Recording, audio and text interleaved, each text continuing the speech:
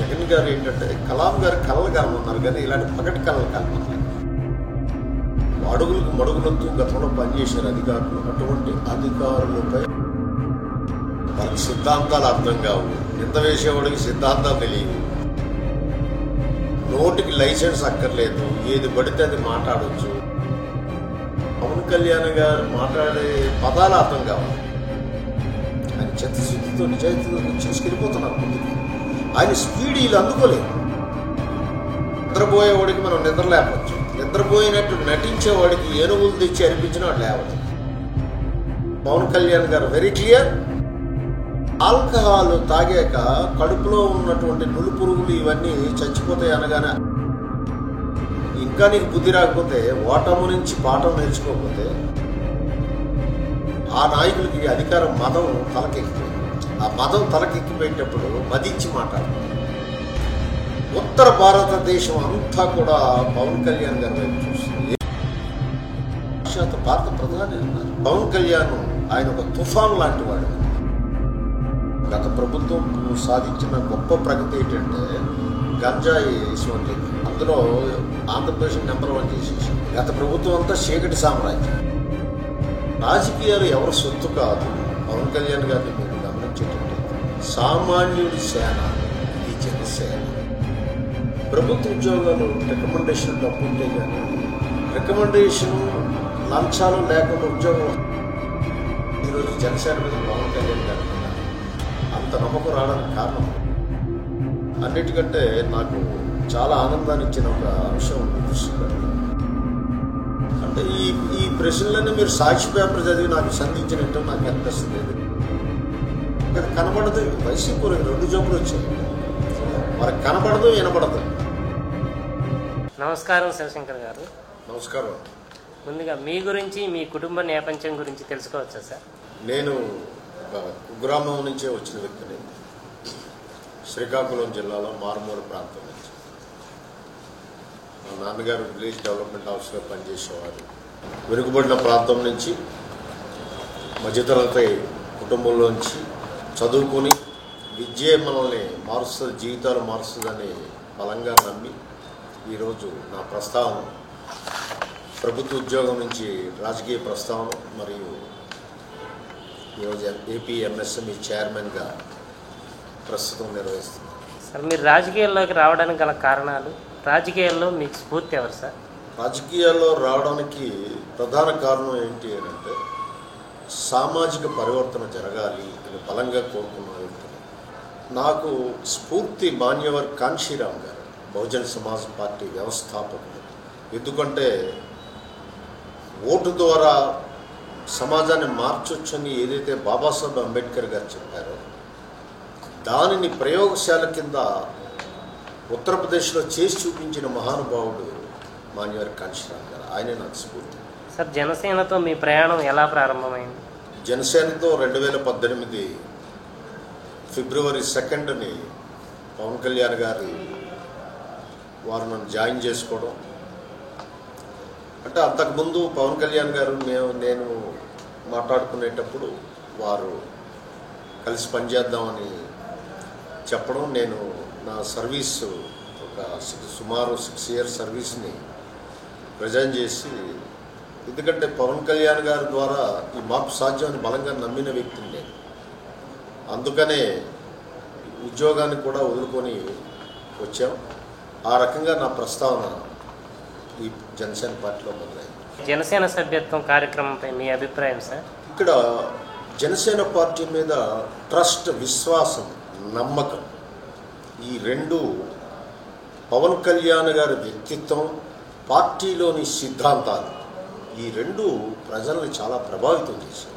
దానివల్లే మీరు అన్నట్లు దేశంలో ఏ పార్టీకి లేని సభ్యత్వం ఈరోజు జనసేనకు ఉంది. అంటే ప్రజల్లో ఎంత ఆదరణ ఉందన్నది మనకి రూఢి అవుతుంది. జనవాణి కార్యక్రమం ద్వారా ప్రజలకు ఎంతవరకు మేలు జరుగుతుందని అభిప్రాయపడుతున్నారు? చాలా మేలు జరుగుతుందండి. ఎందుకంటే జనవాణి కార్యక్రమం ద్వారా ఏదైనా సమస్యలు తీసుకొస్తే తక్షణమే పార్టీ, పవన్ కళ్యాణ్ గారు స్పందించి మా సమస్యలు తీరాయని ఈరోజు కూడా మీరు దినపత్రికల్లో చూసే ఉంటారు, సోషల్ మీడియాలో కానీ. చాలామంది కాంట్రాక్ట్ లేబర్స్ వాళ్ళు నెల రోజుల్లోపే మా సమస్య పరిష్కారం చేశారు పవన్ కళ్యాణ్ గారు అని చెప్పారు. కాబట్టి దానివల్ల చాలా ఉపయోగం ఉంటుంది. ఎవరికైనా అన్యాయానికి గురైనా, విశేషణకు గురైనా, వివక్షకు గురైనా జనవాణిలో ఇస్తే ఇమ్మీడియట్ యాక్షన్ ఉంటుంది. ప్రజలు కూడా నమ్ముతున్నారు. చాలా సంతోషంగా ఉంది. కూటమి ప్రభుత్వంలో ఆంధ్ర భవిష్యత్తు ఎలా ఉండబోతుంది? అద్భుతంగా ఉంటుంది. కూటమి ప్రభుత్వంలో ఆంధ్ర భవిష్యత్తు, అభివృద్ధి, సంక్షేమం పరుగులు పెడుతుంది.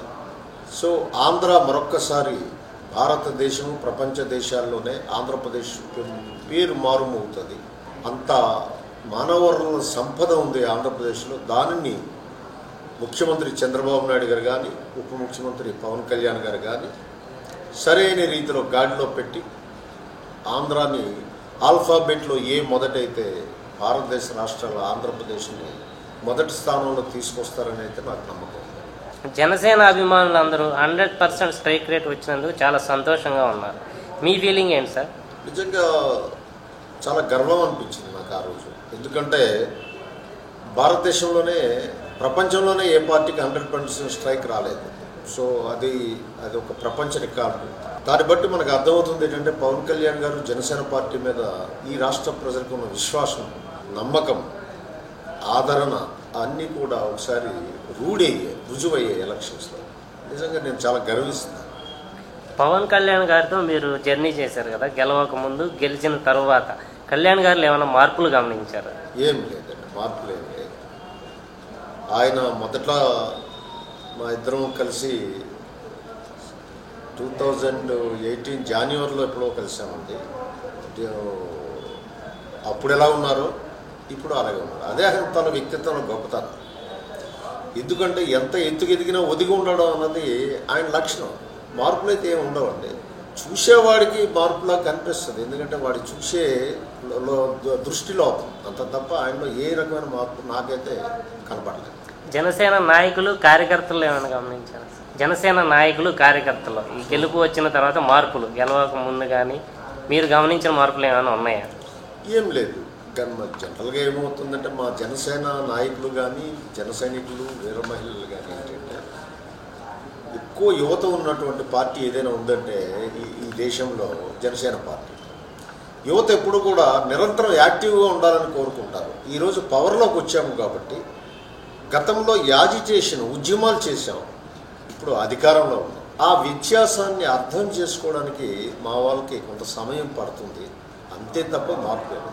సార్, గత ప్రభుత్వంలో అవినీతి, అక్రమాలు జరిగాయని ఎన్నో సందర్భాల్లో పవన్ కళ్యాణ్ గారు కామెంట్ చేశారు. మరి అలాంటి వారిపై చర్యలు ఉంటాయా, లేదంటే పత్రికా, టీవీ ప్రకటనలకే పరిమితమా? ఎగ్జాంపుల్ ద్వారంపూడి, జోగి రమేష్ పేరుని. ఖచ్చితంగా ఉంటాయి, చర్యలు ఉంటాయి. చట్టానికి ఎవరు అతిథి కాదు, చట్టం ఎవరికి చుట్టం కాదు. కాకపోతే ఏంటంటే వాళ్ళలాగా గత ప్రభుత్వం లాగా అరాచకమైన ప్రభుత్వం కాదు మాది. కూటమి ప్రభుత్వంకి ఏంటి అంటే రాజ్యాంగపరంగా, చట్టపరంగా పనిచేసే ప్రభుత్వం ఇది. దానికి సమయం పట్టవచ్చు. ఇన్వెస్టిగేషన్ అని, ఒక ఛార్జ్ షీట్ అని, ఇలాంటివన్నీ కూడా ఈ చట్టపరమైనటువంటి డిలే తప్ప ఆలోచనలో కానీ, నిర్ణయాల్లో కానీ తప్పు చేసేవాడు శిక్షింపబడతాడు, అందులో సందేహం లేదు. సార్, రీసెంట్గా చూసుకుంటే సోషల్ మీడియాలో కామెంట్స్ చేసేవారిపై అరెస్టులు అంటున్నారు కదా, దీనిపై మీ అభిప్రాయం? అలాగే దీన్ని వైసీపీ వాళ్ళు అక్రమ అరెస్టులు అంటున్నారు సార్. అంటే ఏమవుతుంది అంటే సోషల్ మీడియాలో భాష కానీ, వ్యక్తిత్వ హరణం కానీ, క్యారెక్టర్ అసాసినేషన్ కానీ దీనికి తెరదీసింది వైసీపీ గత 5 సంవత్సరాల కాలంలో. అసలు తెలుగు భాష మారిపోయింది. వాళ్ళ నాయకులు, ముఖ్యమంత్రి, మంత్రులు వాడే భాష. ఈరోజు మీరు చూసే ఉంటారు పేపర్లో, హైకోర్టు మేయర్ని నువ్వు వాడే భాష ఏమిటయ్యా అని చేవట్లు పెట్టింది. మేయర్ అంటే ఒక నగరానికి ప్రథమ పౌరుడు. ఆ జ్ఞానం కూడా లేకుండా, ఇంకితి జ్ఞానం కానీ, కనీస మర్యాద లేకుండా మాట్లాడడం అలా అలవాటు చేసుకున్నారు. ఇప్పుడు కూటమి ప్రభుత్వంలో అటువంటి దీనికి ఆస్కారం లేదు. ఎవరు కూడా సోషల్ మీడియాని దాన్ని అతిక్రమిస్తే, దుర్వినియోగం చేస్తే, ఎవరి మీద క్యారెక్టర్ని అసాసినేట్ చేస్తే చర్యలు తీసుకుంటాం. ఆ సందర్భంగా కేసులు పెడతాం. అక్రమ కేసులు పెడుతున్నారు అనే నైతిక హక్కు వైసీపీ నాయకులు లేదండి. ఎందుకంటే గతంలో వాళ్ళు చేసినవన్నీ అక్రమాలే. అక్రమ కేసులు, అక్రమ అరెస్టులు. ఉదాహరణకి నా మీదే మంత్రి రోజా మీద హత్యా ప్రయత్నం కేసు పెట్టారు వాళ్ళు. అంటే వాళ్ళు ఎంత దుర్మార్గులో నీచులో అర్థమవుతుంది. వాళ్ళకి ఎదుటివాడికి కూడా చట్టపరంగా చేస్తే వాళ్ళకి అలాగే కనిపిస్తుంది. అంత మాత్రం దాన్ని మనం పట్టించుకోవాల్సిన పని లేదు. సరే అంటే ఇప్పుడు మీరు మీ మీదే కేసులు పెట్టారన్నారు కదా, మన అసెంబ్లీలో సాక్షాత్తు స్పీకర్ గారు కూడా అన్నారు నా మీద అత్యాచారం కేసు కూడా పెట్టారా అని. మరి అలాంటి వాళ్ళ మీద మీరు ఈ ప్రభుత్వంలో ఏమైనా చర్యలు ఉంటాయంటారా? ఖచ్చితంగా అండి. ఎందుకంటే ఇప్పుడు ఎగ్జిక్యూటివ్ అధికార వ్యవస్థ ఏదైతే ఉందో అది నిష్పక్షపాతంగా పనిచేయాలి, చట్టబద్ధంగా పనిచేయాలి, రాజ్యాంగబద్ధంగా పనిచేయాలి. దాన్ని వాళ్ళు ప్రభుత్వంలో ఉన్న పెద్దలకి అడుగులకు మడుగులొత్తు గతంలో పనిచేసిన అధికారులు, అటువంటి అధికారులపై చర్యలు ఉంటాయి. దానివల్ల భవిష్యత్తులో అధికారులు గాడి తప్పడానికి అవకాశం ఉండదు.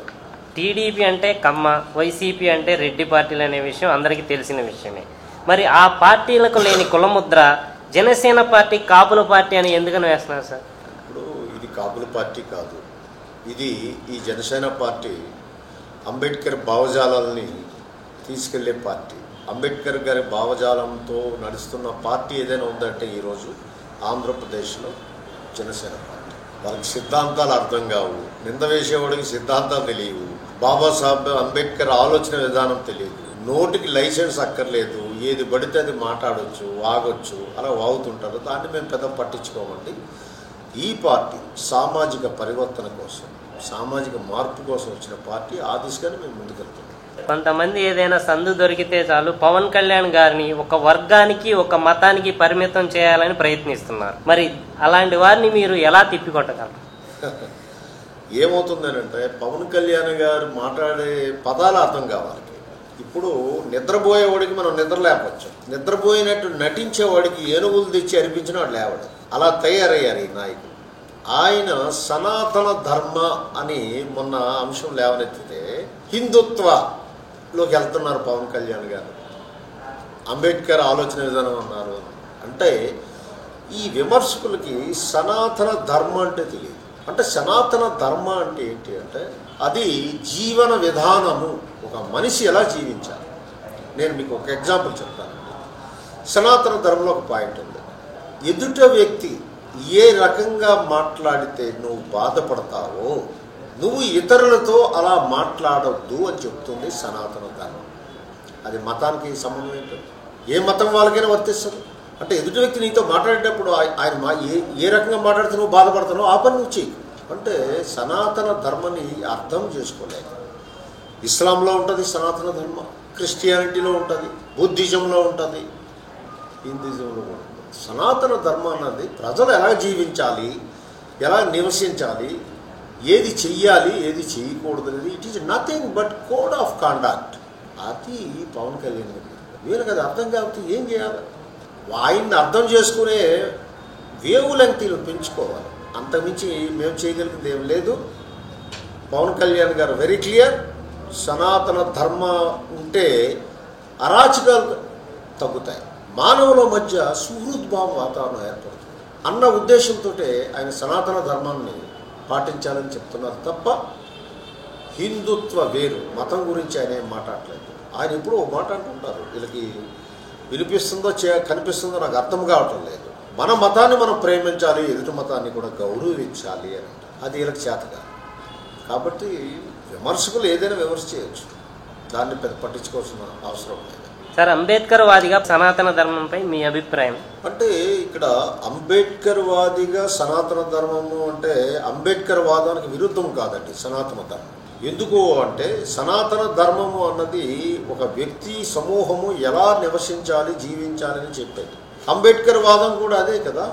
అంబేద్కర్ వాదంలో స్వేచ్ఛ, సమానత్వం, సౌభ్రాతృత్వం అన్నది ఉండాలి.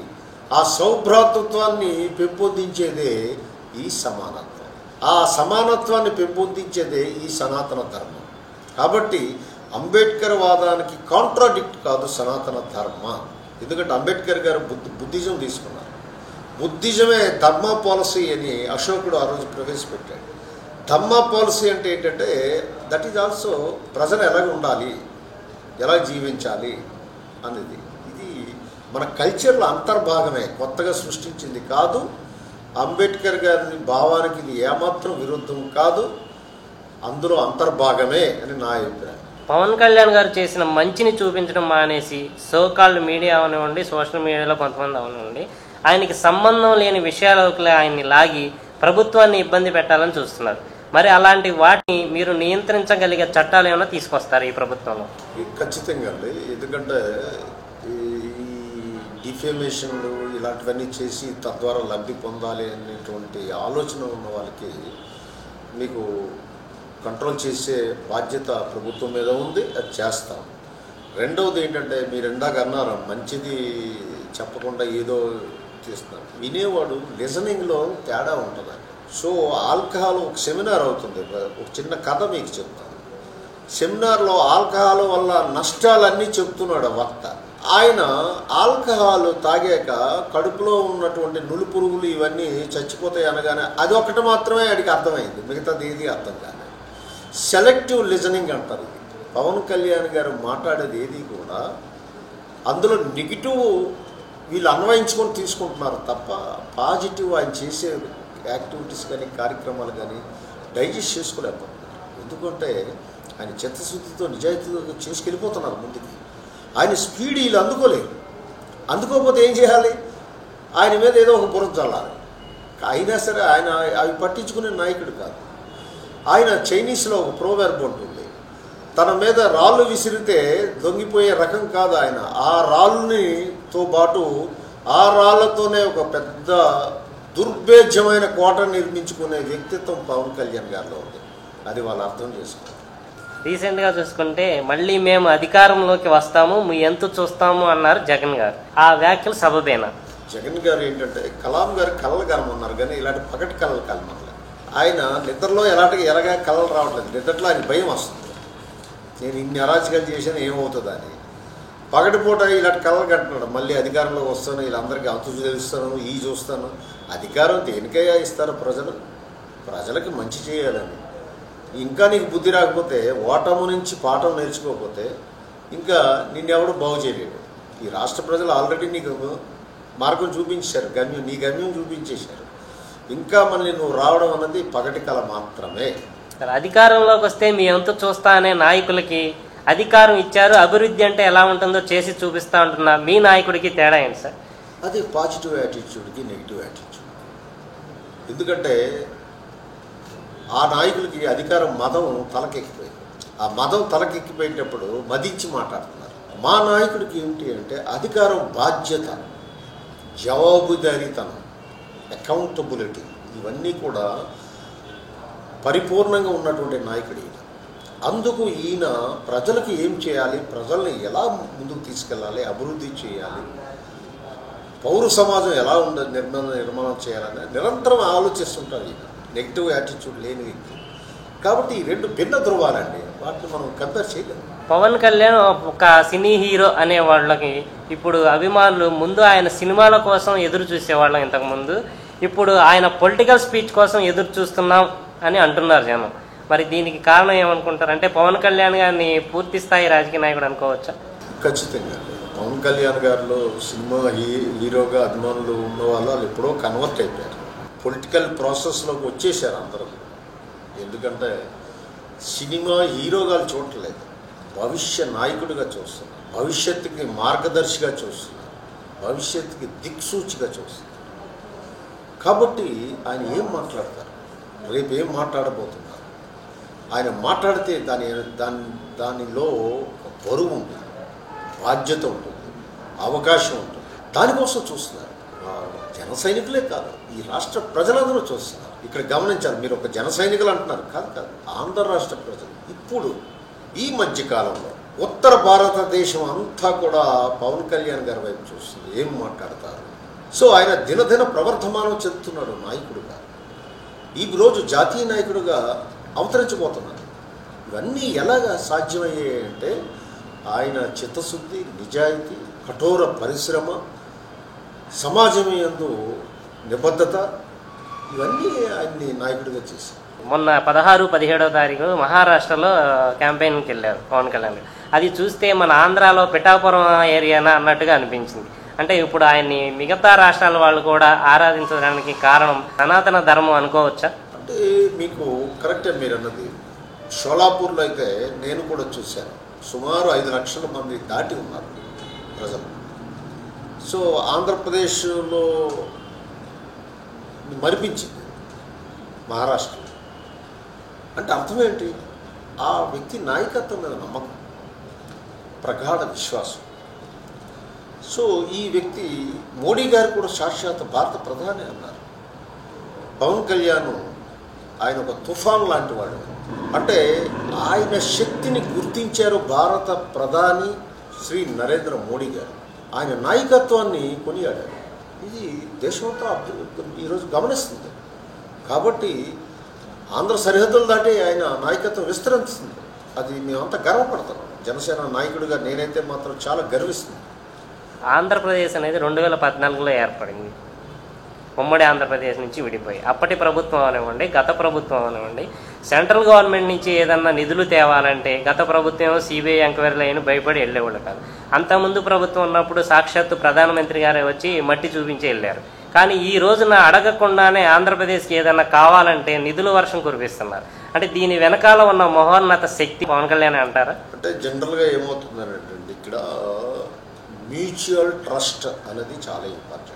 కేంద్రము రాష్ట్ర సంబంధాలు మీకు ఎలా ఉంటాయంటే ఆర్టికల్ 280 ఆఫ్ ది కాన్స్టిట్యూషన్లో ఫైనాన్షియల్ రిలేషన్స్ ఉంటాయి. సో మనకు రావాల్సిన నిధులు పక్కా నిధులు వచ్చేస్తాయి. మిగతావి సెంట్రల్ స్కీమ్స్ కానీ గ్రాంట్స్ కానీ ఇవన్నీ కూడా కేంద్ర ప్రభుత్వం ఇవ్వాలి అంటే ఒక నమ్మకం ఉండాలి ఆ రాష్ట్ర ప్రభుత్వం మీద. మీకు ఉదాహరణకి లాస్ట్ టైం ప్రభుత్వం అనేక కేంద్ర నిధులు అలాట్ చేసింది. మ్యాచింగ్ గ్రాంట్ ఈయన పెట్టగా వెనక్కి వెళ్ళిపోయింది. అంటే ఒక ప్రభుత్వం వ్యవహరిస్తున్న తీరు మీద కానీ అక్కడ లీడ్ చేస్తున్న నాయకుడి మీద కానీ నమ్మకం ఉండేటప్పుడు అన్నిటికంటే ప్రధానమైనది నమ్మకం ఉంది. సౌర కుటుంబంలో గ్రహాలన్నీ ఎలా తిరుగుతున్నాయి, ఒక దాని మీద ఒకటి నమ్మకం. అదే మానవ జీవితంలో కూడా, పరిపాలనలో కూడా ఆ నమ్మకంతో ఈరోజు పెట్టుబడులని ఆ రాష్ట్రానికి వస్తాయి. అది పవన్ కళ్యాణ్ గారు ముఖ్య పాత్రధారి అని చెప్పడంలో ఎంత మాత్రం సందేహం. మహారాష్ట్రలో దాదాపుగా 50 లక్షల మంది తెలుగు వాళ్ళు ఉన్నారు అంటున్నారు. రేపొద్దున మహారాష్ట్రలో గనక కూటమి గనక విజయం సాధిస్తే తెలుగు వాళ్ళ ప్రభావం దేశం మొత్తం మీద ఎంతవరకు ఉండబోతుంది? అంటే తెలుగు జాతి చాలా వైడ్ స్ప్రెడ్ అయినటువంటి జాతి. మహారాష్ట్రే కాదు, చెన్నైలో ఉన్నారు, కర్ణాటకలో ఉన్నారు, అలాగే ఛత్తీస్గఢ్లో ఉన్నారు, ఒరిస్సాలో ఉన్నారు. అన్ని రాష్ట్రాల్లో కూడా తెలుగు జాతి. అంటే మైగ్రేటెడ్ ఇది ఉన్నటువంటి కమ్యూనిటీ. దానివల్ల ఈ ప్రభావం అన్ని రాష్ట్రాల్లో ఉంటుంది. ఎందుకంటే తెలుగు వారిని ఏకీకృతం చేశారు పవన్ కళ్యాణ్ గారు. ఇక్కడ మీరే అన్నారు తెలుగువారు అనే, మరి వీళ్ళు కులనాయకుడు అని అంటారు ఏంటంటే బుద్ధి జ్ఞానం ఉండాలి. ఆయన తెలుగు జాతిని ఐకమత్యం చేసి ఒక ట్రాక్లో తీసుకొస్తున్నారు. అలాగే ఒక తెలుగు జాతికే పరిమితం కావట్లేదు. ఎవరికి ఏ మతాల్ని గౌరవించాలి, జాతుల్ని గౌరవించాలి, మనం గౌరవింపబడాలి, ఎదుటివాడిని గౌరవించాలన్నది ఆయన మతం, అభిమతం. జనసేన అధినేత కళ్యాణ్ గారి నాయకత్వంలో మీకు నచ్చిన అంశాలు ఏమిటి సార్? నాకు ఒక్క అంశం చెప్పమంటే ఇబ్బందికరమైన ప్రశ్న. అనేక అంశాలు నాకు నచ్చాయి. దాన్ని ఒక్కటే అని నేనేం చెప్పలేను. అన్నిటికంటే మించి selfless, sacrificing, honesty, vision leader Pawan Kalyan garu. పల్లె పండుగ కార్యక్రమం ప్రజల నుండి మంచి స్పందన వచ్చింది. గ్రౌండ్ లెవెల్లో అన్ని వర్గాల నుండి డిప్యూటీ సీఎం పనితీరు బేష్ అంటున్నారు. దీనిపై మీ అభిప్రాయం? అంటే పంచాయతీరాజ్ శాఖ తీసుకున్నాక పవన్ కళ్యాణ్ గారు అధికారంలో రాకముందు కూడా పంచాయతీరాజ్ వ్యవస్థల మీద అనేక వర్క్షాపులు కండక్ట్ చేశారు. పంచాయతీ వ్యవస్థని మనం పటిష్టం చేయాలని బలంగా నమ్మే వ్యక్తి ఆయన. అందుకు ఆయన ఇష్టపడి పంచాయతీరాజ్ శాఖ మంత్రి తీసుకోవడం, ఒకే రోజు ప్రపంచ రికార్డు 13,000 పైచిలకు గ్రామాల్లో గ్రామ సభలు కండక్ట్ చేయడం. ఎందుకంటే గ్రామ సభ అంటే మర్చిపోయారు పంచాయతీ గత 5 సంవత్సరాల ప్రభుత్వ కాలం. గ్రామ సభలు కండక్ట్ చేయడం, అలాగే వాళ్ళకి నిధులు కేటాయింపులో కూడా ఇంతకుముందు ఏం చేసేవారు, పంచాయతీకి వచ్చిన నిధులను డైవర్ట్ చేసేవారు. ఆయన ప్రతి పంచాయతీకి ప్రతి రూపాయి వెళ్ళాలి, అది అక్కడ అభివృద్ధికి ఖర్చు పెట్టాలి అన్నది బలంగా అమలు చేస్తున్నారు. అందులో భాగమే పల్లె పండుగ. ప్రజలు అర్థం చేసుకుంటున్నారు. ఇప్పుడు గ్రామాల్లో ఇంతకుముందు ఏమనేవారు అందరూ, జనసేన పల్లెల్లో లేదండి, పట్టణాల్లోనే ఏదో కుర్రోలు అరుస్తున్నారు అని అనేవారు. ఈరోజు పల్లెల్లోకి వెళ్ళండి మీరు, జనసేన పార్టీ గురించి కానీ పవన్ కళ్యాణ్ గారి గురించి ప్రతి వాడ ప్రతి పల్లెలో కూడా చర్చించుకుంటున్నారు, ఆయన్ని మెచ్చుకుంటున్నారు, ఆయన పనితీరుని. అది ఆయన పనితీరుకి ఇచ్చినటువంటి ఒక సర్టిఫికేట్ లాంటిది. లాస్ట్ టైం ఎలక్షన్లో జనసేన పార్టీలో ఉన్నంత పిల్ల సైనికులు ఓట్లు లేని వాళ్ళు అని కొంతమంది కామెంట్ చేశారు. అలాంటి వాళ్ళు రీసెంట్గా జనసేనలోకి వచ్చి ఎమ్మెల్యేలు అయ్యారు, లీడర్లు అయ్యారు. మరి ఈ రోజున జనసేన బలం అనేది వాళ్ళకి తెలిసిందంటారా? అంటే ఇప్పుడు మీకు ఏమవుతుందంటే, పాలిటిక్స్ అన్నది నిరంతర ప్రక్రియ అండి, ప్రయాణం. 2019కి జనసేన ప్రయాణం మీకు ఏమవుతుంది, విజయవాడ నుంచి హైదరాబాద్ వెళ్ళేటప్పటికి ముందు ఒక స్టేషన్ వస్తుంది, తర్వాత ఇంకో స్టేషన్ వస్తుంది, గమ్యం హైదరాబాద్ వస్తుంది. మాది అలాగే జనసేన ప్రయాణంలో కూడా 19ని ఒక టైప్ ఆఫ్ లీడర్స్ వచ్చారు, కొంతమంది స్వార్థపరులు వెనక్కి వెళ్ళిపోయారు. చర్నింగ్ జరుగుతుంది. చర్నింగ్లో ఈ 24కి వచ్చేసరికి మేము కీలక పాత్ర పోషిస్తున్నాం అధికారం. ఈ రాష్ట్ర ప్రజలకి ఒక అడ్మినిస్ట్రేషన్ అరాచకాలు చేసే ఒక పార్టీని బయటికి పంపించడంలో పవన్ కళ్యాణ్ కీలక బాధ్యత వహించారు. నెక్స్ట్ వచ్చే ఎన్నికల్లో అలాగా దశల వారీగా ఈ పార్టీ తాలూకా గమనం ఉంటుందండి. అది అర్థం చేసుకున్నారు అందరూ. అధికారంలోకి వచ్చిన 4 నెలల కాలంలో జనసేన మీద ప్రజలలో చాలా మంచి అభిప్రాయం ఏర్పడింది. దాన్ని నిలబెట్టుకునే ప్రయత్నం చేస్తారా? నిరంతరం మేము అభిప్రాయం కోసం పనిచేయటం లేదండి. ప్రజలకు సేవ చేస్తుంటూ పోతుంటాం, ప్రజలు అర్థం చేసుకుంటూ పోతుంటారు. పని చేస్తుంటూ పోతుంటే ప్రజలు ఆటోమేటిక్గా పార్టీ వైపు మళ్ళుతూ వస్తుంటారు. ఇది ఇందాక మీకు చెప్పాను, నిరంతర ప్రక్రియ, ఒకరోజు ఆగిపోయింది. నాయకుడు అనేవాడు ప్రజలకే కాదు, తన పార్టీ కార్యకర్తలు అంటే మా ఉద్దేశం ఆయన చుట్టూ ప్రదక్షిణలు చేసేవాళ్ళు కాదు, గ్రౌండ్ లెవెల్లో పనిచేసే వారికి నెలలో 2 లేదా 3 రోజులు కేటాయించి పార్టీ ఎలా ఉంది, ఏ కార్యక్రమాలు జరుగుతున్నాయని వాకబు చేస్తే జన సైనికులు వీర మహిళలు చాలా సంతోషిస్తారు. అలాంటిది పార్టీలో జరగడం లేదు అని చాలా మంది ఆవేదన చెందుతున్నారు. ఆ దిశగా ఏమైనా అడుగులు వేస్తారా? ఇప్పుడు పార్టీ ఏం చేయాలి అన్నది అధినేత అన్నీ తెలుసు. చాలామంది ఏంటంటే పనిచేసే ఓపిక లేనివాడు ఏంటంటే వాడు ఎదుటోడు సలహాలు ఇస్తుంటాడు. మీకు చదివే ఓపిక లేనివాడు ఏం చేస్తాడు, పక్క విద్యార్థికి ఆ పుస్తకం చదువురా నువ్వు సెలెక్ట్ అవుతావు, ఈ పుస్తకం చదువురా సెలెక్ట్ అవుతావు అని చెప్తారు. పార్టీకి ఒక ప్రణాళిక ఉంది, అధ్యక్షుడికి ఒక విజన్ ఉంది, దాని ప్రకారం వెళ్తున్నాం. అన్నీ అంతర్గతంగా ఆయన అందరితో మాట్లాడుతూ ఉన్నారు. అంటే వీళ్ళకి చెప్పాలి, మేము నాయన ఈరోజు మేము మాట్లాడాం పలానాలతోనే ఇలా చెప్పాలి. ఇవన్నీ ఏంటంటే వేరే పార్టీ వాళ్ళ సృష్టి. అంతమించి ఈరోజు ప్రజలతో ఆయన కనెక్ట్ అవుతున్నారు పవన్ కళ్యాణ్ గారు. ఇప్పుడు మహారాష్ట్రలో 5 లక్షల మంది ఎలా వచ్చారండి, ప్రజలకి ఆయనకి మధ్య కనెక్షన్.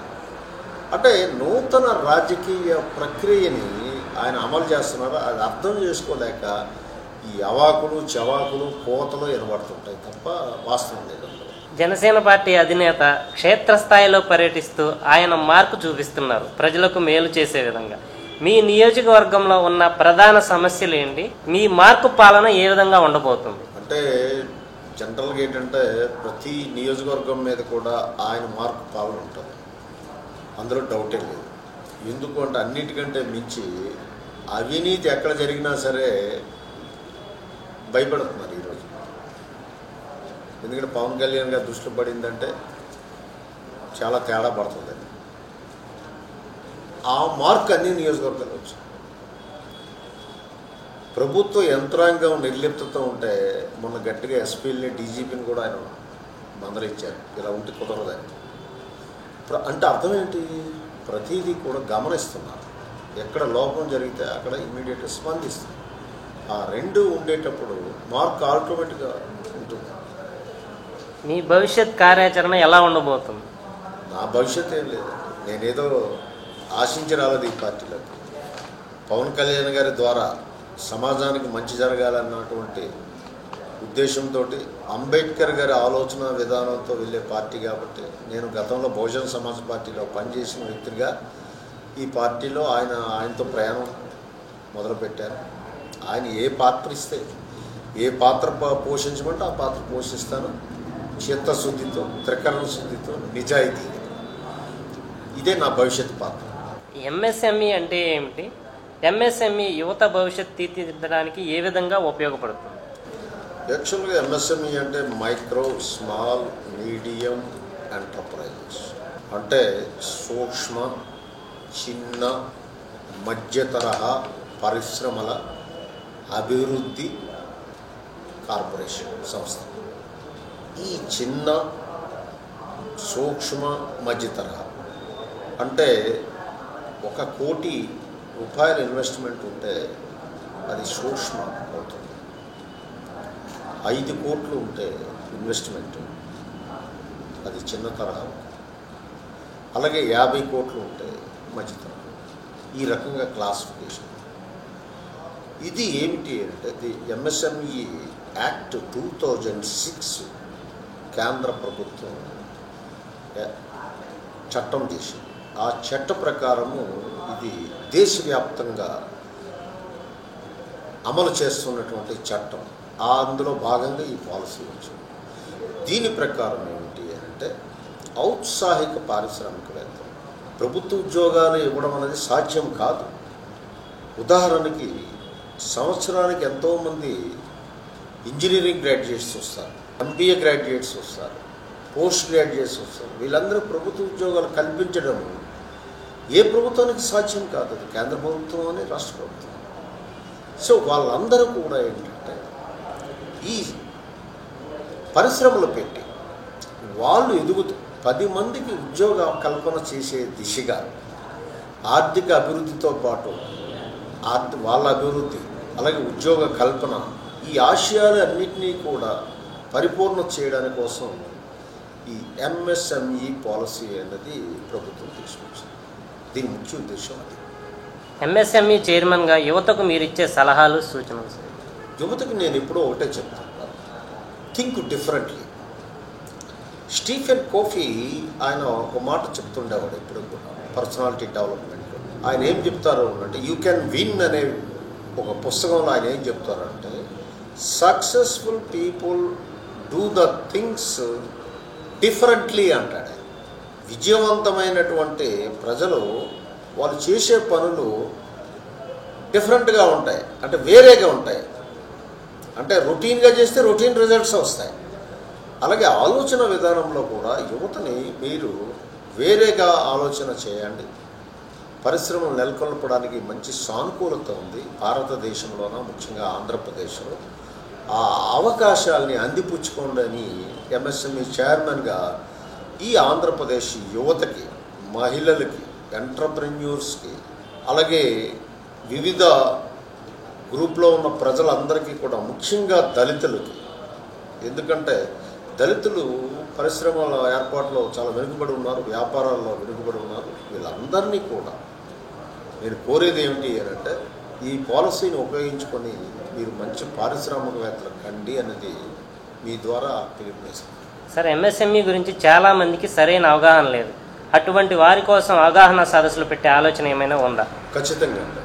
ఎందుకంటే ఆల్రెడీ అది స్టార్ట్ చేశాం. విజయవాడలో బాకినేని బసవపున్నయ్య హాల్లో నిన్ననే దళిత బహుజన ఫ్రంట్ ఆధ్వర్యంలో సుమారు 400 మంది దళితులకి ఈ కార్యక్రమం మీద అవగాహన కల్పించాం. అలాగే రూపకల్పన చేస్తున్నాం. ప్రతి జిల్లాల్లో కూడా తెలియజేస్తాం, వాళ్ళని మోటివేట్ చేస్తాం, ఇన్స్పైర్ చేస్తాం. ఈ కార్యక్రమానికి నేను ఆల్రెడీ నాంది పలికాను, శ్రీకారం చుట్టాను. వెనుకబడిన జిల్లాల మీద ఎంఎస్ఎంఈ నుండి ఏమైనా ప్రత్యేక దృష్టి సారించబోతున్నారా? పర్టికులర్లీ ఉత్తరాంధ్రలో వెనుకబడుతనం కానీ, రాయలసీమలో వెనుకబడుతనం కానీ చాలా ఎక్కువ ఉంది. అలాగే రాయలసీమ, ఉత్తరాంధ్ర నుంచి వలసలు ఎక్కువ ఉన్నాయి. సో ఈ ఇండస్ట్రీస్ పెట్టేటట్టయితే వలసలు నిరోధించవచ్చు, ఆర్థిక అభివృద్ధి ఉండొచ్చు, ఉద్యోగ కల్పన జరుగుతుంది. కాబట్టి రాయలసీమ, ఉత్తరాంధ్ర ఈ ప్రాంతాల మీద నేను ఎక్కువ సదస్సులు నిర్వహించి వాళ్ళని మోటివేట్ చేసి ఈ దిశగా వాళ్ళని మళ్ళేటట్టు చేయాలని నేను నిర్ణయించుకున్నాను. గడిచిన 5-10 సంవత్సరాల్లో ఎంఎస్ఎంఈ గ్రోత్ ఏ విధంగా ఉంది? రాబోయే రోజుల్లో మీ మార్క్ ఏ విధంగా ఉండబోతుంది? గడిచిన 5 సంవత్సరాల్లో గ్రోత్ సంగతి దేవుడు ఎక్కువ వ్యాహం దీన్ని మూల పెట్టేశారు ఈ ఎంఎస్ఎంఈని. అందుకు ఇప్పుడు దాన్ని ఒక ప్రక్షాళన కార్యక్రమం వైపు మేము తీసుకెళ్తున్నాం. ఎందుకు అంటే ఎంఎస్ఎంఈ అంటే ఎవరికి తెలియదు, ప్రజలకి అవగాహన కల్పించలేకపోయింది గత ప్రభుత్వం. ఇండస్ట్రీస్ ఏమి రాలేదు. ఇండస్ట్రీస్ రావడం దేవుడే, ఉన్న ఇండస్ట్రీస్ తగిలేశారు. అంటే వాళ్ళ పరిపాలన తీరది. కాబట్టి ఇవన్నీ సెటరేట్ అయ్యేసరికి ఇంకో 3 మాసాలు పడుతుంది. ఖచ్చితంగా నా మార్క్ ఏదైతే ఉందో, ఎందుకంటే నేను బ్యూరోక్రాట్గా కూడా పనిచేశాను. అనేక ఇండస్ట్రీస్ని నేను ఇన్స్పెక్షన్ చేశాను. ఇండస్ట్రీలో బాధలు నాకు తెలుసు. కాబట్టి నా మార్కు ఎంఎస్సీ మీద ఖచ్చితంగా ఉంటుందని చెప్పగలను. ఉత్తరాంధ్ర జిల్లాలు చూసుకుంటే వెనుకబాటుతనంతో గంజాయి పంటని యువత పెద్ద ఎత్తున గత ప్రభుత్వ హయాంలో పండించినట్లుగా తెలుస్తూ ఉంది. మేము చేసిన సర్వేలో యువత పరిస్థితుల ప్రభావం గంజాయి పండించినట్లుగా అక్కడున్న యువత చెప్పడం జరిగింది. రాబోయే రోజుల్లో వెనుకబాటుతనాన్ని తగ్గించే విధంగా ఎంఎస్ఎంఈ నుండి ఏమైనా ప్రణాళిక ఉందా? అంటే ఇక్కడ యువత యాటిట్యూడ్ అంటే మీరు గత ప్రభుత్వం సాధించిన గొప్ప ప్రగతి ఏంటంటే గంజాయి స్మగ్లింగ్. అందులో ఆంధ్రప్రదేశ్ నెంబర్ 1 చేసేసింది. పాపం ప్రభుత్వ పెద్దలు అందరూ కూడా కష్టపడి తీసుకెళ్లారంట గంజాయి. యువత పాడైపోతే ఏమవుతుందంటే వాళ్ళ భవిష్యత్తే కాదు, కుటుంబమే నాశనం అయిపోతుంది. గంజాయి కేసులో ఇరుక్కుంటే వాడి జీవితం దుర్భరం అయిపోతుంది. కాబట్టి వాళ్ళందరినీ కూడా first stay away from addictions అని నిన్న కూడా నేను దళిత బహుజన ఫ్రంట్ దాంట్లో నేను మాట్లాడాను. ఆ సక్సెస్ అయిన పారిశ్రామికవేత్తల గురించి చెప్తూ వాళ్ళు ఇచ్చిన సలహాలు దళిత యూత్కి ఏంటంటే first stay away from the addictions, be discipline, అంతటా మీకు రిజల్ట్స్ వస్తాయని వాళ్ళు చెప్పిన మాటలు కూడా నేను చెప్పడం జరిగింది. సో ఆ దిశగా మేము కార్యరూపం చేస్తాం. ఎంఎస్ఎంఈలో స్టేట్ అండ్ సెంట్రల్ భాగస్వామ్యం ఎంత? ఇది ఎంఎస్ఎంఈలో ఏమిటంటే ఇక్కడ ఇన్సెంటివ్స్ ఉంటాయండి. ఇన్సెంటివ్స్లో అనేక స్కీమ్స్ ఉన్నాయి. ఒక ఫిక్స్డ్గానే ఇప్పుడు కేంద్ర ప్రభుత్వం రాష్ట్ర ప్రభుత్వం ఉమ్మడిగా ఇది అమలు చేస్తుంది. మీకు న్యూ ఎంటర్ప్రైజెస్కి ఒక రకంగా ఉంటుంది. ఆల్రెడీ ఉన్న ఎంటర్ప్రైజెస్ వాళ్ళు ఎక్స్పాన్షన్ చేయాలంటే ఒక రకంగా ఇన్సెంటివ్స్ ఉంటాయి. అలాగే మీకు క్లస్టర్ ఫెసిలిటీస్ సెంటర్ అయితే సెంటర్ సింహభాగం ఉంటుంది. సెంటర్ది 60% ఉంటుంది, స్టేట్ 30% ఉంటుంది, 90% సబ్సిడీలు ఉంటాయి. ఇలాగా ఒకటని చెప్పలేము. రకరకాల స్కీమ్స్ ఉంటాయి, రకరకాల ఇన్సెంటివ్స్ సదుపాయాలు ఉంటాయి. అవన్నిటినీ అవగాహన కల్పిస్తాం అందరికీ. ఎంఎస్ఎంఈ నుండి రాబోయే రోజుల్లో ప్రయారిటీ అనేది యువతతో పాటు కొత్త కంపెనీలు తీసుకొస్తున్నటువంటి వారికి ప్రాధాన్యత ఉంటుందా? ఆల్రెడీ రన్ చేస్తున్నటువంటి కంపెనీలకు పెద్దపీట వేయబోతున్నారు. మేము ఇప్పుడు కొత్త న్యూ ఎంటర్ప్రైజెస్కే ఎక్కువ ప్రాధాన్యత ఇవ్వడం జరుగుతుంది. అందుకే నేను యువతను మోటివేట్ చేస్తాను. ఒక యువత ఉద్యోగం కోసం అరులు చాచి టైం వేస్ట్ చేసుకుంటున్నాడు. అలా కాకుండా ఈ సదుపాయాన్ని వినియోగించుకొని వాడు పారిశ్రామికవేత్తగా మారాలి. అలాగే ఈ ప్రభుత్వం, కూటమి ప్రభుత్వం స్లోగన్ ఏమిటంటే ప్రతి ఇంటికి ఒక పారిశ్రామికవేత్తను తయారు చేయాలి అన్నటువంటి స్లోగన్ ఉంది 2030కి. ఆ దిశగా మేము న్యూ ఎంటర్ప్రైజ్కి ఇస్తాం. అలాగే పాత వాళ్ళకి కూడా వాళ్ళకి ఊతం ఇస్తాం. అన్ని రకాలుగా కూడా పారిశ్రామిక వ్యవస్థ ఆంధ్రప్రదేశ్లో చాలా అభివృద్ధి చెందే దిశగా మేము తీసుకెళ్ళాం. ఎంఎస్ఎంఈలో మహిళలకు ఉమెన్స్ ఎంపవర్మెంట్ ఎంతవరకు ప్రాధాన్యత ఇవ్వబోతుంది? చాలా ఎక్కువ ప్రాధాన్యత.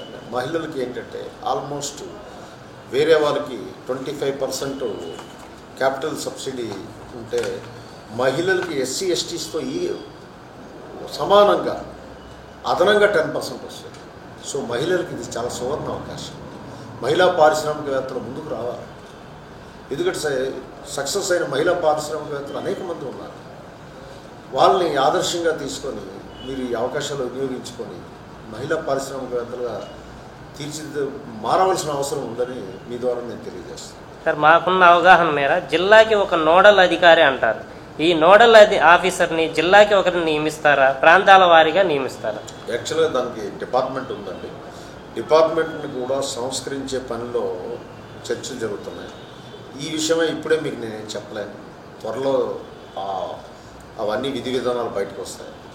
కాబట్టి ఇది కూడా ప్రభుత్వం ఆలోచనలో ఉంది. గత ప్రభుత్వంలో మాదిరి గోప్యత పాటిస్తారా లేదా పారదర్శకత చూపిస్తారా? ప్రతిదీ ప్రజలకు అందుబాటులోకి తీసుకొస్తూ అందులో ఉన్న లోటుపాట్లు ప్రజలకు తెలియజేసే ప్రయత్నం చేస్తారా? గోప్యత అనేది లేదు కదండి. గత ప్రభుత్వంలో ఒక జీవో కూడా కనపడకుండా చేశారు. మా ప్రభుత్వం రాగానే అన్ని జీవోలు వెబ్సైట్లో పెట్టమని చెప్పారు మా ముఖ్యమంత్రి గారు. జీవో ఆర్టీ అన్నీ కూడా పెట్టమన్నారు. గత ప్రభుత్వం అంతా చీకటి సామ్రాజ్యం, మాదంతా ఓపెన్ సామ్రాజ్యం. ఇదే రెండింటికి మధ్య ఉన్న వ్యత్యాసం. 6 సంవత్సరాల ఉద్యోగ కాలాన్ని వదులుకొని రాజకీయాల్లో మీరు సాధించింది, సాధించగలిగింది ఏమైనా ఉన్నదా? అంటే ఉద్యోగం వేరు. నేను చదువుకున్నప్పుడు కూడా అంబేద్కర్ భావజాలాన్ని పుణికిపుచ్చుకున్న వ్యక్తి. అభివృద్ధి చెందినవాడు సమాజానికి తిరిగి చెల్లించండి అని అంబేద్కర్ గారు చెప్పిన మాట ఇదేదో. ప్రతి ఒక్క విద్యావేత్త కూడా సోషల్ కాన్షియస్నెస్ అండ్ రెస్పాన్సిబిలిటీ ఈ రెండు ఉండాలి అని అంబేద్కర్ గారు ఏదైతే చెప్పారు దానికి అనుగుణంగానే నేను ఉద్యోగం రిజైన్ చేశాను. రాజకీయాల్లోకి వచ్చాను. రాజకీయాల్లో నా మార్పు పవన్ కళ్యాణ్ గారితో నడవడం, ఆయన అడుగుజాడల్లో నేను ప్రయాణం చేయడం, ఆయన ఇచ్చిన స్ఫూర్తి ఇదంతా ప్రజలకు తీసుకెళ్ళడం. నేను ఇప్పుడు చాలా ఆనందంగా నా కార్యక్రమాలు నిర్వర్తిస్తున్నాను. ఎందుకంటే రాజకీయాలు ఈరోజు ఎలా అయిపోయాయంటే, రాజకీయాల్లోకి రావాలి అంటే డబ్బు ఉండాలి. లేదు మన పూర్వీకులు ఎవరైనా రాజకీయాల్లో ఉండాలి అని నానుడు. రాజకీయాలు ఎవరు సొత్తు కాదు. పవన్ కళ్యాణ్ గారిని మీరు గమనించేటట్టయితే సామాన్యుడి సేన, ఇది జనసేన, ఇది మన సేన, ఆ స్లోగన్లోనే ఉంది. ప్రతి ఒక్కరూ కూడా రాజకీయాల్లో తనదైన పాత్ర పోషించే ఫెసిలిటీ కల్పించింది జనసేన పార్టీ. ఆ పార్టీలో పనిచేస్తున్నందుకు నేను చాలా ఆనందంగా, ఉత్సాహంగా కూడా ఉన్నాను. ఉద్యోగిగా కొనసాగుతూనే బహుజన సమాజ్ పార్టీ ఆంధ్రప్రదేశ్ రాష్ట్ర కార్యదర్శిగా కూడా మీరు కొనసాగారు. పాడేరు అసెంబ్లీ నియోజకవర్గాన్ని బహుజన సమాజ్ పార్టీ గెలుచుకునే స్థాయికి తీసుకువెళ్లిన మీరు జనసేన పార్టీలో చేరేటప్పుడు ఎందుకు ఉద్యోగ విరమణ చేయవలసి వచ్చింది? అంటే ఇక్కడ ఒకటి అర్థం చేసుకోవాలి. నేను బహుజన సమాజ్ పార్టీలో షాడో ఆర్గనైజేషన్లో పనిచేశాను, ఉద్యోగం చేస్తాను. అంటే బ్యామ్సఫ్ అనే ఒక ఆర్గనైజేషన్ ఉంటుంది. పొలిటికల్ వ్యవస్థని బ్యాక్ ఎండ్లోంచి నడిపిస్తుంది. అంటే ఒక జనరేటర్ లాంటిది. డయాస్ ఎక్కడో ఉంటుంది, జనరేటర్ వేరే దగ్గర ఉంటుంది, కానీ వెలుగుని డయాస్కి ఇస్తుంది. ఆ పాత్ర అది కాంశీరామ్ గారు డిజైన్ చేసినటువంటి సంస్థ. దానికి నేను ఆంధ్రప్రదేశ్కి 5 సంవత్సరాలు కన్వీనర్గా చేశాను, అపాయింటెడ్ బై మాయావతి. ఆ సందర్భంలో ఏంటంటే ప్రభుత్వ ఉద్యోగంలో ఉంటూ పాడేరులో వర్క్ చేశాను. కొద్దిగా ఒక రకంగా ఏంటంటే జాగ్రత్తగా చేయాలి, అండర్ గ్రౌండ్లో వర్క్ చేయాలి, ఆ రకంగా చేశాను. కానీ ఆ ఎక్స్పెరిమెంట్స్ ఇచ్చిన ఫలితాలు కానీ, ఆ వాతావరణం నుంచి నేను పొందిన స్ఫూర్తి కానీ, పూర్తి రాజకీయాల వైపు రావాలని నేను అనుకునేవాడిని. ఆ సమయంలో పవన్ కళ్యాణ్ గారికి నాకు కలయిక, ఈయన సరైన వ్యక్తి సమాజాన్ని మార్పు తీసుకురావడానికి అన్నటువంటి నేను భావించడం, ఈ రెండు కాకతాళీయంగా జరిగాయి. అప్పటి నుంచి నేను పూర్తి ఉద్యోగ విరమణ చేయకపోతే రాజకీయాలు, పూర్తి స్థాయి రాజకీయాలు నేను చేయలేదు. అందుకు పూర్తి స్థాయి రాజకీయాలకు రావడం జరిగింది. సార్, మీరు ఎంతోమందికి యువకులకు ఉద్యోగాలు ఇప్పించారు, ఎంతోమందిని చదివించారు అని అంటున్నారు. దానికి స్ఫూర్తి ఎవరు సార్ మీకు? అది అంబేద్కర్ గారి ఆలోచన విధానం. ఎందుకంటే చాలామందికి విషయం తెలియదు, సమాచార లోపం వల్ల ఎదగలేదు చాలా. శ్రీకాకుళంలో ఒకప్పుడు పరిస్థితి ఎలా ఉండేది అంటే, ప్రభుత్వ ఉద్యోగాలు రికమెండేషన్ డబ్బు ఉంటే కానీ రావు అన్న ఒక ఆలోచన ఉండేది శ్రీకాకుళం జిల్లాలో. నేను స్టడీ సర్కిల్ పెట్టాక రికమెండేషను, లంచాలు లేకుండా ఉద్యోగాలు వస్తాయని రుజువు చేశాను. అంటే సమాజంలో ఒక ఛాలెంజింగ్ టాస్క్ చేయడం అనేది నాకు మొదటి నుంచి అలవాటు. అది రుజువు చేశాను. ఎప్పుడు కూడా మనం రుజువు చేస్తే ఫలితాలు ప్రజలు నమ్ముతారు, విశ్వసిస్తారు. అదే ఈరోజు జనసేన మీద, పవన్ కళ్యాణ్ గారి మీద అంత నమ్మకం రావడానికి కారణం. సుమారుగా మీరు ఎంతమందికి ఉద్యోగాలు ఇప్పించుంటారు, ఎంతమందిని చదివించుంటారు సార్? అంటే నా దగ్గర కోచింగ్ తీసుకున్న వాళ్ళు సుమారు 150 మంది ఉద్యోగాలు సంపాదించారు. అన్నిటికంటే నాకు చాలా ఆనందాన్ని ఇచ్చిన ఒక అంశం మీ దృష్టి పెడతాను. నాకు లాస్ట్ ఇయర్ ఒక కార్డియక్ ప్రాబ్లం వచ్చే హాస్పిటల్లో ఒక దళిత మహిళ పి గన్నవరంలో జాబ్ చేస్తుంది.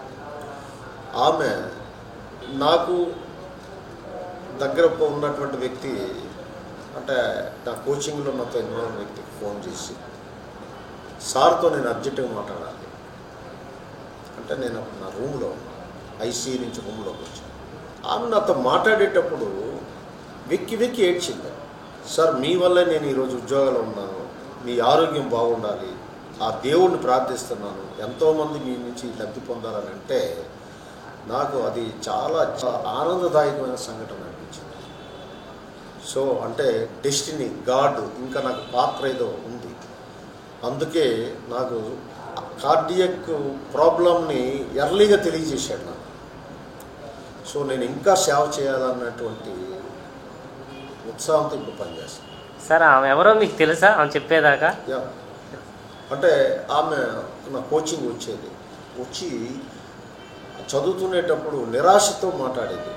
ఏ ఉద్యోగాలు వస్తాయంటే నేను ఎప్పుడు కూడా నిరాశ నిస్పృహ దగ్గర రావద్దంటాను, వాళ్ళకి మోటివేట్ చేస్తుంటాను. ఆమె వెరీ గుడ్ మోటివేటర్, ఇన్స్పిరేటర్. నిన్న కూడా దళితులు చాలామంది నాకు ఫోన్ చేసి చెప్పారు.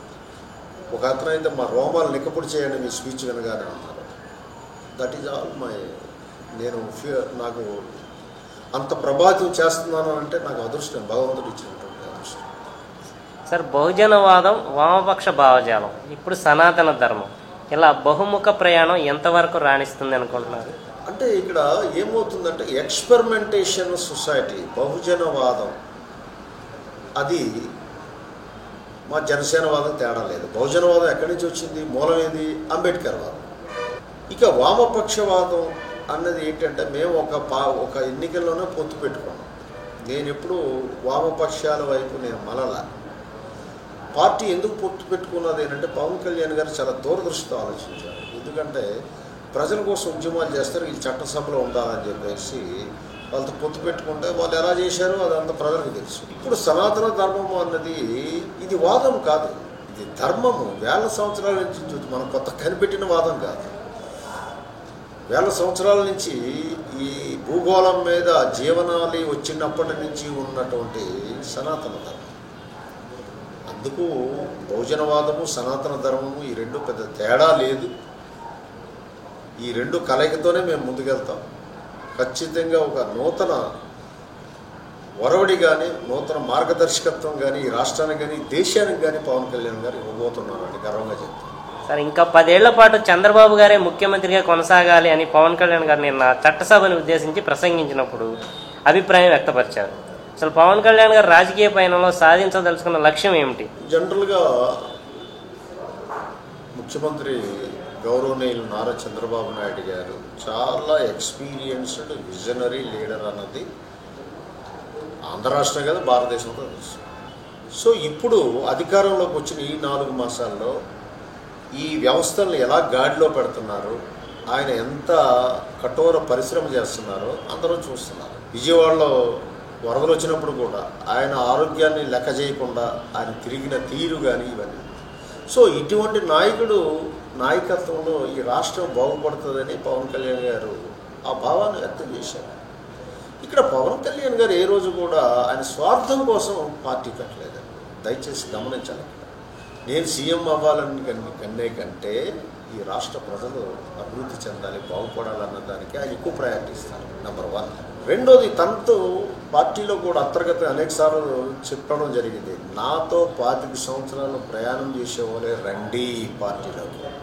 దాని అర్థం ఏమిటంటే ఇమీడియట్గా అందరం ఎక్కిపోయి ఏదో చేసేయాలన్నటువంటి ఆలోచన ఆయనకి ఏ రోజు కూడా లేదు. కాబట్టి అది వారు చెప్పింది 100% కరెక్ట్. ఈ రాష్ట్రం అభివృద్ధి చెందాలంటే ఒక సీనియర్ విజనరీ నాయకత్వం ఉండాలి. ఆయన నాయకత్వంలో చాలామంది నాయకులు ఆయన నుంచి స్ఫూర్తి పొందాలి, తెలుసుకోవాలి పరిపాలన మీద. అది మంచిగా చక్కగానే చెప్పారు. దానికి అర్థం కాని వేరే ఒకరి భాషలు చెప్తారో దాన్ని మనం పట్టించుకోవాలి. నియోజకవర్గం పరిధిలో పొత్తు పరిణామం, నామినేటెడ్ పదవులు భర్తీ, పార్టీ శ్రేణులలో గందరగోళం నెలకొంది. పార్టీ గమనిస్తుందా? ఇప్పుడు నామినేటెడ్ పదవులు భర్తీ అన్నది అది పార్టీ జాగ్రత్తలు తీసుకుంటుంది. జనరల్గా ఏమవుతుంది అని అంటే, ఇంతవరకు ఉద్యమ రూపంలో ఉన్న పార్టీ అధికారంలోకి వచ్చేటప్పుడు కొన్ని ఇబ్బందులు ఉంటాయి. మా కేటర్లో కానీ మా నాయకుల్లో కానీ. అధికారంలో మనం కూటమి ప్రభుత్వంలో ఉన్నామన్న విషయం ప్రతి ఒక్క నాయకుడు కానీ జన సైనికుడు కానీ వేరే అర్థం చేసుకోవాలి. రెండవది, మనము పదవులు పొందాలన్న ఆకాంక్ష కంటే సమాజం కోసం మనం పని చేయాలన్నటువంటి మొన్నటి వరకు అధికారంలో రాకముందు వరకు మనం అలాగే పనిచేసాం. అదే స్ఫూర్తి కొనసాగించాలి. ఎప్పుడు ఎలా ఎవరికి ఏ పదవి ఇవ్వాలి అన్నది పవన్ కళ్యాణ్ గారు నిశ్చితంగా గమనించి ఇస్తారు. అందులో ఏమాత్రం సందేహం లేదు. ప్రతి ఒక్క వ్యక్తిని గుర్తిస్తారు. కాకపోతే comparison is worst enemy of human being అంటారు జిడ్డి కృష్ణమూర్తి గారు.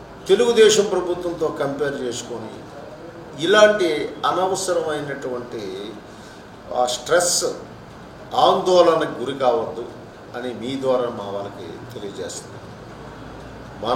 మన పని చేసుకుంటూ పోదాం. పార్టీ బలోపేతం అవ్వాలి, సమాజంలో మార్పు తీసుకురావాలి, ప్రజలకు సేవ చేద్దాం, సేవా తత్పరతను పెంపొందించుకుందాం. పదవులు ఆటంతట అవే వస్తాయి. వాటి కోసం మనం అరులు చాచొద్దు. వాటి కోసం మనం పని చేయటం లేదు. మనం పని చేసుకుంటూ క్రమంలో ఎదుగుదాం. ఇదే నేను చెప్తున్నాను. చాలామంది పొరపచ్చాలు క్రియేట్ చేస్తుంటారు వైసీపీ వాళ్ళకి. ఏంటి మీకు ఇన్ని తక్కువ ఇచ్చారేంటి, వాళ్ళకి సంబంధం లేని మ్యాటర్ అది. ఒక్క పని గాడి చేయకూడదు. దానికి మేము చూసుకుంటాం, మీకెందుకు. వైసీపీ వాళ్ళు కొన్ని సృష్టించడానికి ప్రయత్నిస్తారు. ఆ వలలో చిక్కుకోకండి. సో పార్టీ కార్యక్రమాల్లో చురుకుగా పాల్గొనండి. మన పార్టీ ముందు బలోపేతం కావాలి, క్షేత్రస్థాయిలో బలోపేతం కావాలి. ఈ పదవుల కోసమే మనం ఈరోజు ఆలోచన చేసి కీచులాడుకొని అనవసరమైనటువంటి ఆందోళన చెందడం అది మానుకోమని నేను హితవు పలుకుతాను. వైసీపీకి 150 ఇచ్చినా, కూటమికి 164 ఇచ్చినా అది ప్రజలలో మార్పు తప్ప పార్టీల గొప్పదనం కాదు. జగన్ రెడ్డి తన వ్యక్తిగత గెలుపులా భావించి 11 సీట్లకు పడిపోయారు. కూటమి కూడా అలానే భావిస్తున్నట్లు ఉంది. భవిష్యత్ పరిణామాలు ప్రతికూలం కావచ్చు. మద్యం, ఇసుక పాలసీ ఆచరణలో విఫలమైనట్లు ప్రజలు భావిస్తున్నారు. ఎమ్మెల్యేల ప్రమేయం ఎక్కువగా ఉంది. ప్రజలు అసహనంగా ఉన్నారు. అంటే ఈ ప్రశ్నలన్నీ మీరు సాక్షి పేపర్ చదివి నాకు సంధించినట్టు నాకు అనిపిస్తుంది. ఎందుకంటే ఇవన్నీ వైసీపీ నాయకులు మాట్లాడుతున్న మాటలు ఇవన్నీ. వాళ్ళు సాక్షి పేపర్లో రోజు వస్తుంటాయి. అది పెద్ద కరపత్రం. అది సాక్షి పేపర్, వైసీపీ కరపత్రం. అదంతా అబద్ధం. ఇసుక, మద్యం పాలసీలు పర్ఫెక్ట్గా డిజైన్ చేశారు, అమలు చేస్తున్నారు. నెంబర్ 1. అనేక సందర్భాల్లో ముఖ్యమంత్రి నారా చంద్రబాబు నాయుడు గారు చెప్పడం జరిగింది, ఎమ్మెల్యేలు ఎవరు కూడా ఇసుక, మద్యంలో తలదూర్చొద్దు అని డైరెక్ట్గా హెచ్చరించారు. ఇవన్నీ చర్యలు తీసుకుంటే వాళ్ళకి అది కనబడదు. వైసీపీలకు 2 జబ్బులు వచ్చాయండి. వాళ్ళకి కనబడదు, వినబడదు, ఊరికి అరుస్తుంటారు అంతే. ఈ ప్రభుత్వం అద్భుతంగా పనిచేస్తుంది. ప్రజల ఆకాంక్షకు అనుగుణంగా పనిచేస్తుంది. అధికార మదం ఎవరికీ ఎక్కలేదు. ప్రజల్ని మెప్పించే ప్రభుత్వంగా ఇది రూపాంతరం చెందుతుంది. కాబట్టి వాళ్ళకి ఆశలు పెట్టుకుంటున్నారేమో, ఇలాగైతే మళ్ళీ మేము వస్తామని. వద్దు, మీకు అది ఇందాకే చెప్పాను, పగటి కళ. ఆ కళలు కనుక్కుంటూ ఉండండి మీరు, అంతే తప్ప మీ ఆశ నెరవేరు. పోలీసు, రెవెన్యూ అధికారులు ఇంకా గత ప్రభుత్వ విధానాల నుంచి బయటకు రాలేదు. వైసీపీలానే కూటమి కూడా అనే పరిస్థితి ఉంది. వస్తారండి. ఎందుకంటే అనేక పోలీసు ఆఫీసర్లు కూడా ఎవరైతే గతంలో తప్పు చేశారో వాళ్ళు సస్పెండ్ కూడా చేయడం జరిగింది. కొంతమంది మెమోలు ఇవ్వడం జరిగింది. బాగా పనిచేసిన వాళ్ళని మెచ్చుకోవడం జరుగుతుంది. అలాగే ఇంకా గత ప్రభుత్వ వాసనలు ఉన్నాయి. అవన్నీ కూడా 4 మాసాలు అయింది కదండి. అధికార ప్రక్షాళన జరుగుతుంది, పోలీస్ వెల్స్ ప్రక్షాళన జరిగిపోతుంది. రెవెన్యూలో కూడా ఏంటంటే 5 సంవత్సరాలు పని లేదండి ఎవరికి కూడా. వీళ్ళకి బ్యూరోక్రసీ ఎలా తయారైంది అంటే, ప్రభుత్వ పెద్దలు ఏటి చెప్తే అదే పని అనుకుంటున్నారు. వాళ్ళు చేయవలసిన పని కానీ మాన్యువల్స్ కానీ ఇవన్నీ మర్చిపోయారు. కాబట్టి ఇప్పుడు గాడిలో పడాలి. ఉద్యోగం చేయాలంటే గాడిలో పడాలి. పడకపోతే ఇంటికి పోతారు. అందులో డౌట్ ఏం లేదు. మీరు అంబేద్కర్ వాది. రాజ్యాంగం కుల వ్యవస్థ స్థానంలో ఓసీ బీసీ ఎస్సీ ఎస్టీ వర్గీకరణ అంటే ప్రభుత్వాలు కులాల పేరిట కార్పొరేషన్లు పెట్టడం ఎంతవరకు సబబు? అంటే ఇక్కడ కులాల పేరుతో పెట్టడం ఎంతవరకు సబబు అంటే అంబేద్కర్ గారు మాట అంటారు, caste is like a ghost, it won't leave till you reaches the funeral, even after funeral death also it will take rebirth in womb of mother. అంటే శ్మశానంకి వెళ్ళే వరకు నిన్ను క్యాస్ట్ అవుతుంది, శ్మశానంలో వదులుతుందా? వదలదు. కాపుల శ్మశానం, కంసాల శ్మశానం, యాదవుల శ్మశానం, గౌడుల శ్మశానం ఉంటుంది, మళ్ళీ అక్కడ కూడా ఉంటుంది. పోనీ అక్కడికైనా వదులుతుందా? మళ్ళీ పునర్జన్మ అనేది ఉంటుంది. ఈ పునర్జన్మ, ఈ ఆత్మ ఇంకొక తల్లి గర్భంలో ప్రవేశిస్తుంది. ఆ శిశువు ఊహ తెలియక ముందే క్యాస్ట్ అక్కడ రాక్షసి వెంటబడుతుంది. ఇంత బలమైనటువంటి కుల వ్యవస్థ ఉన్నప్పుడు కార్పొరేషన్లు ఏర్పాటు చేయడం ఇది పెద్ద విషయం అన్న విమర్శకే కానీ, ఎందుకంటే ఆ సామాజిక వర్గంలో ఉన్నటువంటి పరిస్థితులు వాళ్ళ ఇబ్బందులు తొలగించడానికే తప్ప రాజకీయంగా వాడుకోవడానికి కాదు కదా. దాన్ని అభినందించాడు. అన్ని కులాలను కలిపే ఆలోచన విధానం, అన్ని కులాలు బాగుండాలి, అందులో మనం ఉండాలని కోరుకోవాలి. అదే స్ఫూర్తి వెళ్తున్నాం. రిజర్వేషన్ల లక్ష్యం ఏమిటి? ఇంకెంతకాలం ఈ రిజర్వేషన్ కొనసాగిస్తారు సార్? రిజర్వేషన్ లక్ష్యం ఇంకా నెరవేరలేదు.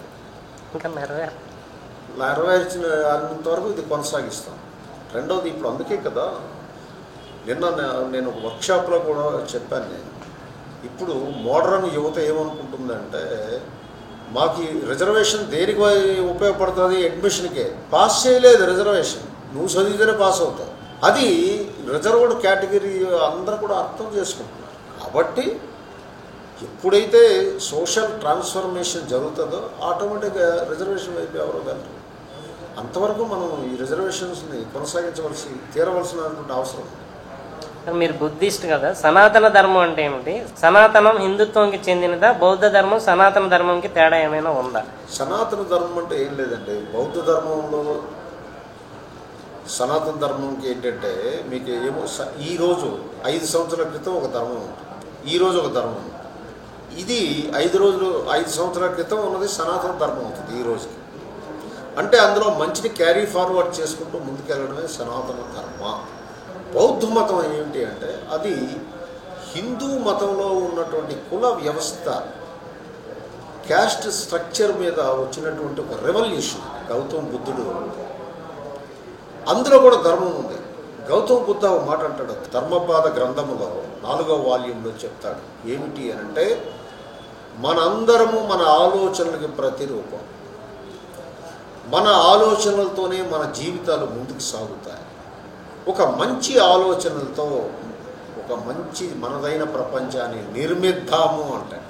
సో ఆ వాక్యం ఎవరికంటే అభ్యంతరం? ముస్లిం ఎవరైనా అబ్జెక్ట్ చేస్తాడా దాన్ని? క్రిస్టియన్ ఎవరైనా అబ్జెక్ట్ చేస్తాడా? హిందూ ఎవరైనా అబ్జెక్ట్ చేస్తాడా? ఇది సనాతన ధర్మం, అంతే సింపుల్. లౌకికవాద దేశంలో మతతత్వ సనాతన ధర్మం పాత్ర ఎలా ఉండబోతుంది? అది అబ్సల్యూట్లీ రాంగ్ అండి. సనాతన ధర్మం మతతత్వం కాదు. అర్థం కాదు, మరోసారి చదువుకోమనండి. సనాతన ధర్మం గురించి తెలుసుకోమనండి. విమర్శించే ముందు తెలుసుకొని మాట్లాడమనండి. లేదు దాని మీద ఏమైనా డిబేట్ కూర్చుందామంటే నేను సిద్ధం. సార్, ఎంఎస్ఎంఈ చైర్మన్గా మిమ్మల్ని ఒక సూటి ప్రశ్న అడుగుతున్నాను.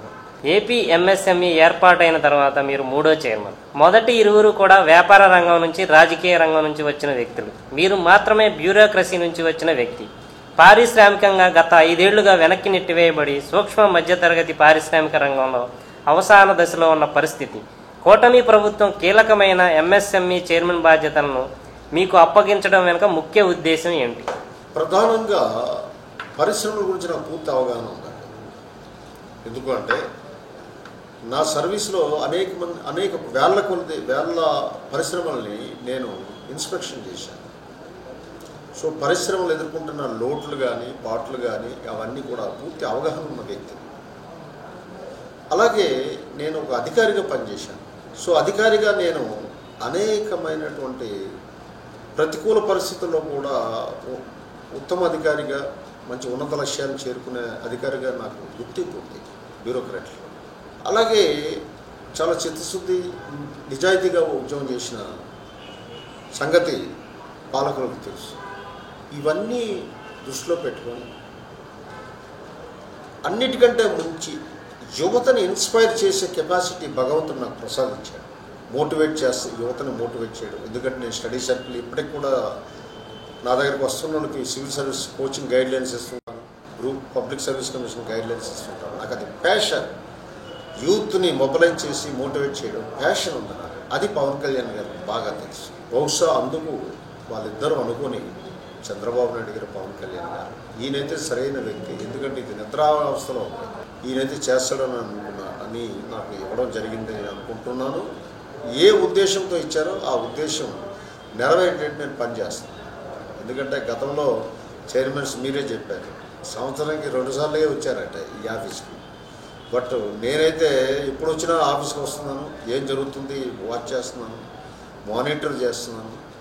నాకు ఇక్కడ సలహాలకు వచ్చిన వాళ్ళకి చెప్తున్నాను ఎంఎస్ఎంఈ అంటే ఏంటి. చాలామంది ఏమనుకుంటారంటే ఎంఎస్ఎంఈ అంటే లోన్లు ఇస్తుంది కాదనుకుంటారు. అది అంటే ఎంఎస్ఎంఈ అంటే పాలసీ అంటే ప్రజలకు చేరలేదనడానికి అది చక్కని తార్కాణం. నేను నిన్న వర్క్షాప్లో చెప్పాను, ఎంఎస్ఎంఈ లోన్లు ఇవ్వదు.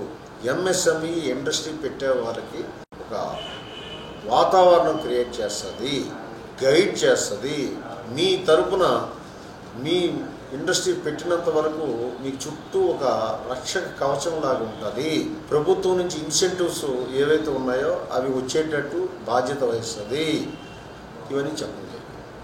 ప్రజల్లో అపోహ ఏంటి అంటే, మొన్న ఎవరో ఒక అతను నన్ను అడిగాడు, సార్ ఎంఎస్ఎంఈ ఎంత సబ్సిడీ ఇస్తుంది సార్, ఎంత లోన్ ఇస్తుంది అంటే, ఇంతకు నువ్వు ఏం చేయాలనుకుంటున్నావు అంటే, నేను ఇంకా అనుకోవట్లేదు సార్, అదేదో తెలిస్తే చేద్దాం అనుకో. ఈ యాటిట్యూడ్ వదలాలి. ముందు నువ్వు జీవితంలో నిలదొక్కునే విధానం మీద నువ్వు పూర్తి స్టడీ చేయాలి. స్టడీ చేస్తే అప్పుడు నిలదొక్కుంటారు.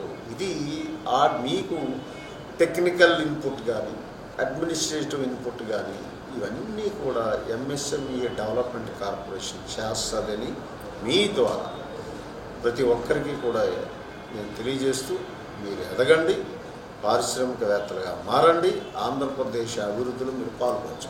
ఔత్సాహిక వ్యాపార ప్రారంభకులు బ్యాంకులో రుణం ఇచ్చే సందర్భంలో చాలా ఆంక్షలు విధిస్తున్నాయి. అలాగే కొన్ని బ్యాంకులు కొన్ని వర్గాలకు మాత్రమే సేవలను అందిస్తున్నాయి.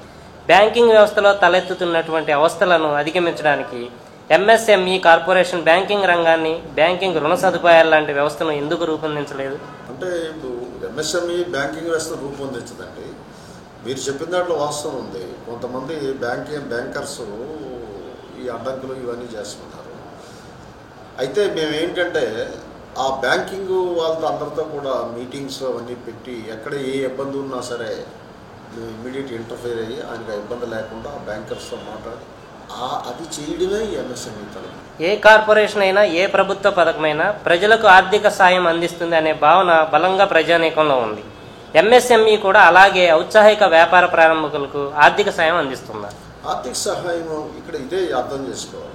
ఆర్థిక సహాయం వేరు, ప్రోత్సాహకాలు వేరు. ఇప్పుడు ఎంఎస్ఎంఈ ఇండస్ట్రీ పెడితే మీకు ఏమవుతుంది, ఇండస్ట్రీ కమర్షియల్ ప్రొడక్షన్ స్టార్ట్ అయినట్టు క్యాపిటల్ ఎంత పెట్టారో దాని మీద 25 నుంచి 30% వరకు క్యాపిటల్ సబ్సిడీ వస్తుంది, ఎలక్ట్రిసిటీ రిబేట్ వస్తుంది. ఇలాగా మార్కెటింగ్ క్రియేట్ చేస్తారు. ఈ ప్రోత్సాహకాలన్నీ కూడా చాలా అద్భుతంగా డిజైన్ చేశారు. అలాగే ఎంఎస్ఎంఈ పార్కులు డెవలప్ చేస్తారు. ప్లగ్ అండ్ ప్లే, డైరెక్ట్గా నీకు అభిప్రాయం ఉండాలి మైండ్లో, నేనేం చేస్తాను, మీ ఆలోచన సరైనవి అయితే ఎంఎస్ఎంఈ మీ వెంటే ఉంటుంది, ఇండస్ట్రీ వస్తుంది, మీరు ఇండస్ట్రియలిస్ట్ అవుతారు, 10 మందికి ఉద్యోగాలు వస్తారు. అది ఇంపార్టెంట్. ఎంఎస్ఎంఈ చైర్మన్గా యువతకు మీరు ఇచ్చే సూచనలు, సలహాలు? యువత ఎప్పుడూ కూడా నూతనంగా ఆలోచించాలి. ఒక నూతనంగా ఆలోచించి గవర్నమెంట్ ఉద్యోగాలే కాదు, గవర్నమెంట్ ఉద్యోగం కల్పన మీద ఆధారపడకూడదు, వాటి మీదే జీవితం ఉందనుకోకూడదు. మీరంటూ ఒక వ్యవస్థని రూపొందించాలి. 30 సంవత్సరాలు ఉద్యోగం చేస్తే వాడికి మిగిలేది నా దృష్టిలో చూస్తే ఒక 50, 80, 70 లక్షల జీతం మిగులుతుందేమో. కానీ మీరు ఒక పారిశ్రామికవేత్తగా మారితే మీ నెక్స్ట్ జనరేషన్స్కి మీరు ఎంతో ఉపయోగకరంగా ఉండి ఏ రకమైనటువంటి లోటు లేకుండా మీరు చేయగలుగుతారు, మార్గదర్శకులు అవుతారు మీ పిల్లలకి. కాబట్టి ఉద్యోగం అన్నది middle class mentality, comfort zone mentality. ఆ రెండు బయటికి వదలండి, ముందుకు రండి, సాహసం చేయండి, పరిశ్రమలు నెలకొల్పండి, ఆర్థిక అభివృద్ధికి మీ అభివృద్ధికి కృషి చేయండి. మీ విలువైన సమయాన్ని మా మెగా బాక్స్ ఆఫీస్ ఛానల్కి కేటాయించినందుకు చాలా ధన్యవాదాలు సార్. Thank you.